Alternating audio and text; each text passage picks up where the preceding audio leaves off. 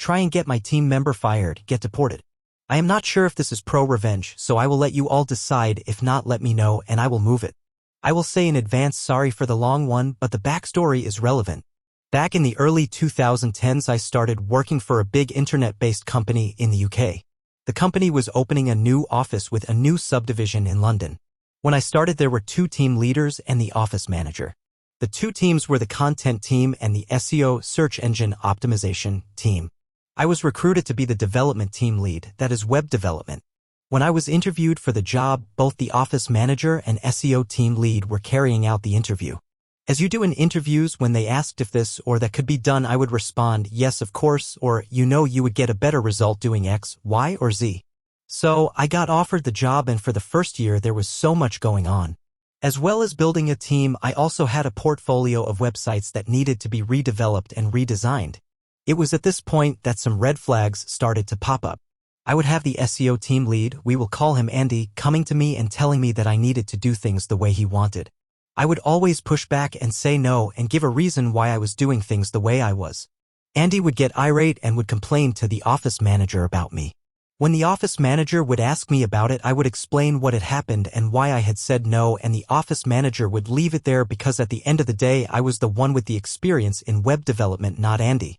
This happened a few times over the first year, and I then realized that the reason that Andy was getting so irate was because he thought that I would be a yes man to him. Sorry buddy, that is not who I am. So now that we have the backstory, let's get into what led to the revenge. Me and the team had been working hard to get 2 of the new websites completed, and I was due to show them off to the board before they went live. This company's head office was in another part of the country, and I had to leave the office in London at about lunchtime. So I arrived to the hotel that is across the road from the head office about 4 p.m. and jump on my laptop to start going through the sites to run some tests. I was testing functionality, making sure the look and feel were correct, things like that. Then it happened, we found a major bug that caused a major issue with the functionality of the website. So it is at this point that I am going to introduce the star of our story, Johnny, not real name but attacked all the same, who was my senior developer. Me and Johnny working through the night, me in the hotel room and him in the London office. We finally fixed the bug about 7 a.m. the following day. My meeting with the board was at 10 a.m., so after getting showered, feed and over to the office, I started my day with 0 hours sleep. I go into the meeting and the first thing that is said is the CEO asking if I was okay. I had met him a few times and he was a really nice guy.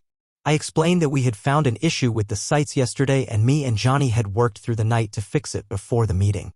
Long story short, everyone was really impressed and loved the new sites.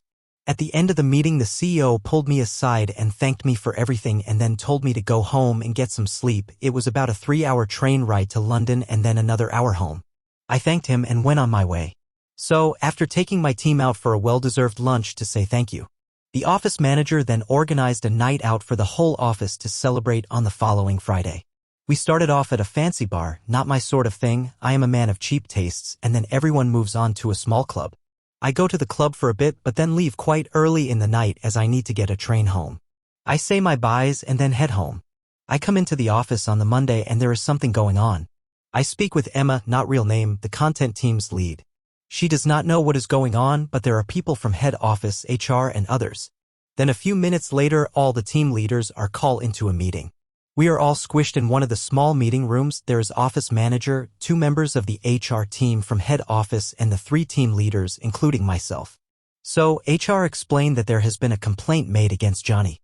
A member of the SEO team, we will call him Mark, had called Andy on the Friday saying that Johnny had been making racist comments while everyone was out at the club. Both myself and Emma were taken aback. This was not like Johnny. On a side note, I feel that I need to explain the races of people involved. This is just for context and not an attack on anyone involved. Johnny, Emma and I are white British. Andy is African, born in Britain, I believe, and Mark is Indian, once again I believe. So, the whole day was spent with HR doing interviews with the other people that were there that night, and we then all reconvened towards the end of the day. The result of the interviews were that no one had heard anything like what Mark was saying. So, it was Mark's word against Johnny's. This was not acceptable for Andy. He wanted Johnny fired and cried, we could not have someone like that in the office. So, both Emma and I looked at each other and though that it was strange that he was so instant on firing Johnny with no evidence. Both the office manager and HR agreed, and Johnny was let off with a warning and to be aware in the future of how things he says that could be misinterpreted. Life went back to normal in the office, that is until about 2 months later. The story of what had happened had gone round the office, about 12 people. Then one afternoon I was pulled aside by one of the guys on the content team, and he said that he had overheard Andy and Mark talking and thought I should know. We went into one of the meeting rooms and he laid everything out. What I heard made my blood boil, and I think had I been in a cartoon steam would have been erupting from my ears.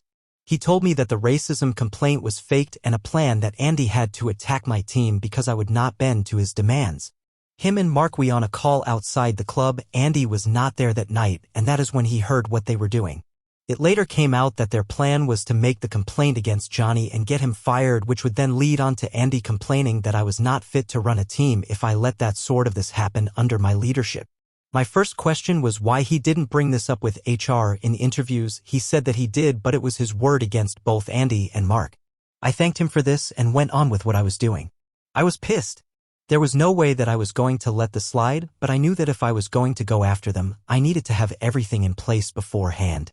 I didn't tell Johnny what I had been told and asked the guy that told me to keep it to himself for now. I didn't want Johnny to get pissed off and do something that would get him fired or worse, affect any revenge I could dish out. So I watched. I watched everything the SEO team did and didn't do. Then it happened. It was like angels had descended from heaven to deliver me the winning lottery ticket. The building we were in was a 3-story building with a main stairwell with a door on each floor to the offices. The stairwell also led to a door out to the street. At the time I was a casual smoker and used it to get a break from the screen and clear my head if something I was working on was not going well. So I walk out of the door to the office and into the stairwell, and who is there? Mark of all people. He is on the phone and he goes white as a sheet when he sees me.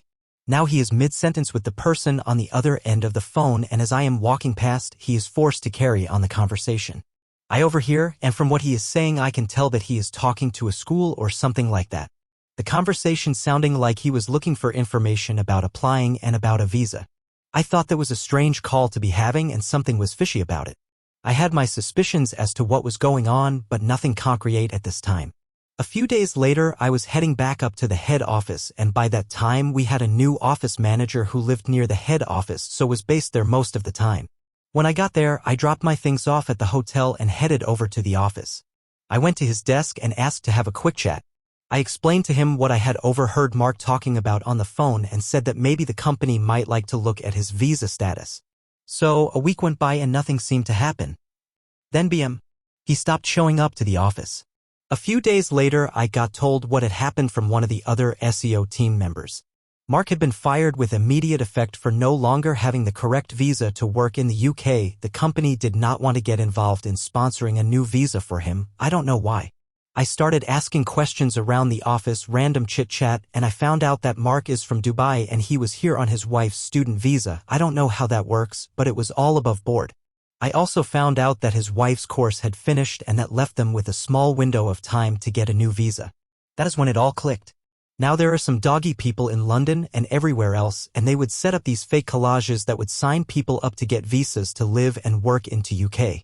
At some point before or after this saw a program on this, and normally these were set up in tiny offices that you couldn't swing a cat in, let alone be a collage. They were used as postal address for the collage, and they would charge a course fee to be enrolled and thus be able to apply for a student visa. So what Mark was trying to do is to get enrolled in one of these collages so that he could stay in the UK and carry on working. I found out a few weeks later that Mark and his wife did have to leave the UK and go back to Dubai because he didn't have any money coming in to pay for his new collage course. By Mark. When I found out that Mark had been let go, I pulled Johnny aside and filled him in on everything. He could not believe it and was stunned that they would try and do that. I apologized to him as it was my fault that he had been targeted by them in a way to get at me. He would not accept it and said that I had gone above and beyond in defending him.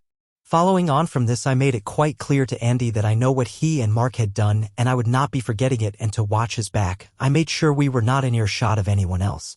About 2 months later, Andy handed in his notice and left the company, never to be seen or heard from again. I have told this story to some people over the years, and I have been asked so many times if I feel guilty for what I did. I always respond the same way. I feel guilty that Johnny was wrongfully accused and targeted. I don't feel guilty about what I did to Mark. You don't mess with my friends, family, or team.